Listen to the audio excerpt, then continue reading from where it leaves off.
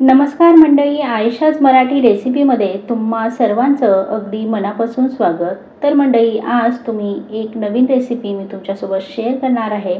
1 चमचा तेल आणि 1 चमचा तुपापासून ही अगदी वेगळी नवीन आजपर्यंत कुणीही यूट्यूबवरती शेअर केली नसेल अशी रेसिपी ही मी तुमच्यासोबत शेअर करणार आहे। ही नवरात्रामध्ये विशेष उपवासासाठी केली जाणारी ही रेसिपी आहे। तर आपण ही रेसिपी बनवायला सुरुवात करूया। अगदी वेगळी आणि नवीन पद्धतीची ही उपवासासाठी तुम्ही नक्की ट्राय करून बघा। तर 1 कप भगर आहे, ती मी 1 तास आधी भिजवून घेतली आहे। आता ती मी मिक्सर जारमध्ये काढून घेते संपूर्ण भगर। यामध्ये थोडंसं पाणी मी घालून घेणार आहे आणि याची छान अशी स्मूथ पेस्ट करून घेणार आहे। आता ही पेस्ट मी कढईमध्ये घालून घेणार आहे आणि ह्याच मिक्सर जारमध्ये मी थोडंसं पाणी घालून घेणार आहे आणि ते पाणीही मी या कढईमध्ये घालून घेणार आहे। तुम्ही बघू शकता या पद्धतीने।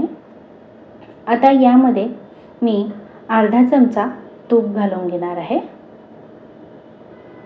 आणि अर्धा चमचा तूप घातल्यानंतर आता हे मी गॅसवरती ठेवून अगदी मीडियम फ्लेमवरती कंटिन्यूअसली हलवत याचा छान गोळा होईल असं करून घेणार आहे।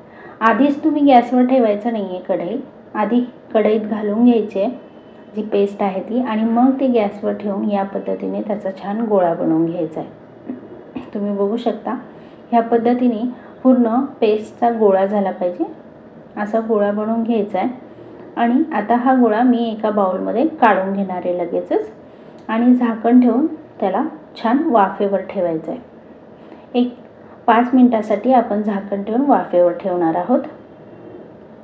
आता 5 मिनिटांनंतर यामध्ये अर्धा चमचा तूप घालायचं आहे आणि हा छान असा व्यवस्थित मळून घ्यायचा आहे। तुम्ही जितका छान हा गोळा मळाल तितके छान तुमचे हे पोटॅटो बाईट्स जे आहेत, म्हणजे हा जो नवीन पदार्थ मी तुमच्यासोबत शेअर करत आहे तो बनेल। त्यामुळे हे इतकं छान मळून घ्यायचं आहे। आता तो पुन्हा आपण झाकून ठेवलं आहे 5 मिनिटांसाठी। तोपर्यंत स्टफिंगसाठी तयारी करू। त्यासाठी 1 चमचा तेल घातले आणि आलं घालून घेतले, हिरवी मिरचीची पेस्ट घातली, चवीनुसार मीठ घालून घेतले। आलं तुम्हाला जर खात नसाल तुम्ही उपवासाला तर नाही घातलं तरी चालेल। आता यामध्ये उकडलेला बटाटा घालते मी आणि हे व्यवस्थित असं मिक्स करून घेते। संपूर्ण फोडणी त्याला लागेल बटाट्याला, या पद्धतीने व्यवस्थित मिक्स करून घ्यायचं आहे। आणि मीठ आणि मिरची व्यवस्थित बटाट्याला लागून आपली ही स्टफिंग त्याच्यामधलं तयार झालं आहे। यामध्ये आता मी अर्धा चमचा जिरेपूड घातली आहे आणि यानंतर यामध्ये बारीक चिरून घेतलेली स्वच्छ धुवून घेतलेली कोथिंबीर मी थोडीशी घालून घेतली। आता हे आतमधलं स्टफिंग आपलं तयार झालं आहे, बटाट्याचं स्टफिंग हे तयार झालं आहे आणि इकडे आपलं पीठही व्यवस्थित सेट झालं आहे। तर या पद्धतीने त्या पिठाचे मी असे गोळे करून घेणार आहे। तुम्ही बघू शकता या पद्धतीने अतिशय व्यवस्थित असे मऊ करून मी गोळे बनवून घेत आहे। जितकं छान तुम्ही हे पीठ मळाल तितकं छान त्याचं टेक्स्चर येतं आणि छान आपले असे ते बाईट्स तयार होतात। तुम्ही बघू शकता या पद्धतीने। आता इकडे मी एक प्लास्टिक पिशवी घेतली आहे, त्याला 1 बोट असं तूप लावून घेणार आहे, म्हणजे जेणेकरून आपण बाईट बनवणार आहोत ते चिटकू नये म्हणून।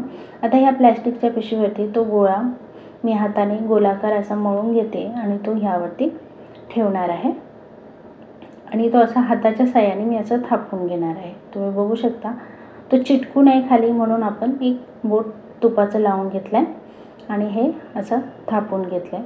आता एका गोलाकार शेपच्या साहाय्याने मी असं कट करून घेतलं आहे, उर्वरित भाग काढून टाकला आहे।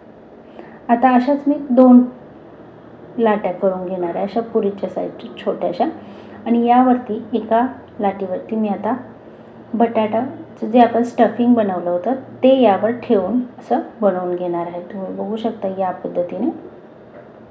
आणि आता वरचा भाग त्यावरती चिटकवून या पद्धतीने असं स्टफिंग भरून हे संपूर्ण चारी बाजूने असं दाबून घ्यायचं आहे आणि या पद्धतीने हे बघा। तुम्ही या रेसिपीला काय नाव द्यायचे हे मला कमेंट करून नक्की कळवा। तर तुम्ही लाटण्याच्या साहाय्याने या पद्धतीने असं लाटून घेऊ शकता। जर हाताने तुम्हाला व्यवस्थित जमत नसेल तर लाटण्याच्या साहाय्याने सुद्धा तुम्ही असं दाबून या पद्धतीने असे बनवून घेऊ शकता। हे संपूर्ण आता बनवून घेते आहे मी। ह्या रेसिपीसाठी बिलकुल जास्त तूप किंवा तेल लागत नाही। या पद्धतीने स्टफिंग भरून या पद्धतीने हलक्या हाताने असं दाबून बनवून घ्यायचं आहे। तर आता हे संपूर्ण आपले बनवून झाले। आता स्टीमर पात्र घेतलं आहे, त्यामध्ये मी अगदी 1 बोट तूप घालून त्याला ग्रीस करून घेणार आहे। म्हणजे हे आपण त्यावरती स्टीमर पात्रात ठेवले तर ते चिटकणार नाही यासाठी। आता ह्याला आपण अगदी 5 मिनिटं वाफ देऊन घेणार आहे। फार वेळ वाफ द्यायची नाही आहे, फक्त 5 मिनिटं वाफ द्यायची, नाहीतर ते पूर्ण फुटतात। वाफ देऊन झाल्यानंतर आता आपण त्याला फ्राय करून घेणार आहोत, फोडणी देणार आहोत। तर मी तेल घालून घेतले 1 चमचा आणि त्यामध्ये मी आता 1 चमचा जिरे घातले आणि हे संपूर्ण त्यावरती पॅनवरती ठेवले आहेत आणि अगदी शॅडो फ्राय असे करून घ्यायचे, म्हणजे शेकून घ्यायचे। या पद्धतीने तुम्ही बघू शकता। आता हे संपूर्ण घातल्यानंतर मी मंद आचेवरती हे 1-2 मिनिटासाठी दोन्ही साईडने व्यवस्थित भाजून घेणार आहे।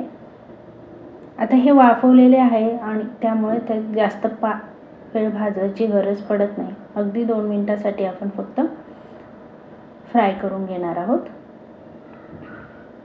आणि आता आवडीनुसार तुम्ही यावरती सुकं खोबरं घालू शकता, ओलं खोबरं घालू शकता, तुम्हाला जे किंवा दाण्याचा कुटही यावरती घालवू शकता। आणि ही चटणीसोबत, खोबऱ्याच्या चटणीसोबत तुम्ही खायला सर्व करू शकता, दह्यासोबत खायला सर्व करू शकता। आता यावरती मी बारीक स्वच्छ धुवून चिरून घेतलेली कोथिंबीर घालून घेणार आहे। तुम्ही बघू शकता या पद्धतीने व्यवस्थित असे दोन्ही साईडने भाजून घ्यायचे आणि यावरती आता बारीक चिरून घेतलेली कोथिंबीर मी घालून घेतली। तर मंडळी, तुम्हाला ही रेसिपी कशी वाटली याबद्दल मला नक्की कमेंट करून सांगा। आवडली असेल तर पटकन या रेसिपीला लाईक करा आणि ही रेसिपी तुम्ही एकदा नक्की करून बघा। नवरात्रमध्ये उपवासासाठी तुम्ही ही रेसिपी नक्की करू शकता।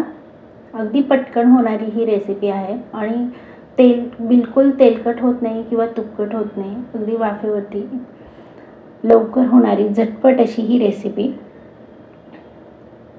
तर पुन्हा भेटूया आपण अशाच नवीन रेसिपीसोबत। तोपर्यंत तुम्ही स्वस्त खा आणि मस्त राहा आणि चॅनलला नक्की सबस्क्राईब करा, बेल आयकॉनला पटकन क्लिक करा, म्हणजे नवीन रेसिपीचे नोटिफिकेशन सर्वात आधी तुम्हाला येईल।